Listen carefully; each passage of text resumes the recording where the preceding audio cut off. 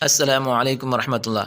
محترم سامعین، آج کا وظیفہ ہر اس گھر والوں کے لیے ہے جو اپنے گھر میں خوشیاں لانا چاہتے ہیں۔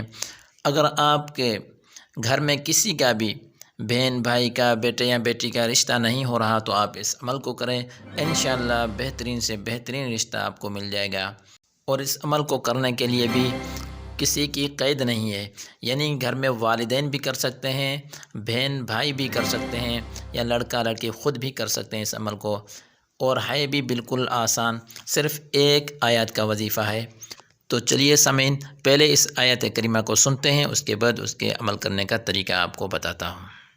سبحان الذي خلق الأزواج كلها مما تنبت الأرض ومن أنفسهم ومما لا يعلمون۔ جی سامعین، تو یہ آیت ہے سورۃ یاسین کی آیت نمبر 36۔ سامعین، اس آیت کو پڑھیں، اول اور آخر میں 3 بار درود ابراہیمی پڑھیں، اور اس آیت کو 36 مرتبہ پڑھ کر دعا کریں۔ انشاءاللہ اللہ تبارک و تعالیٰ اچھا رشتہ عنایت فرمائیں گے۔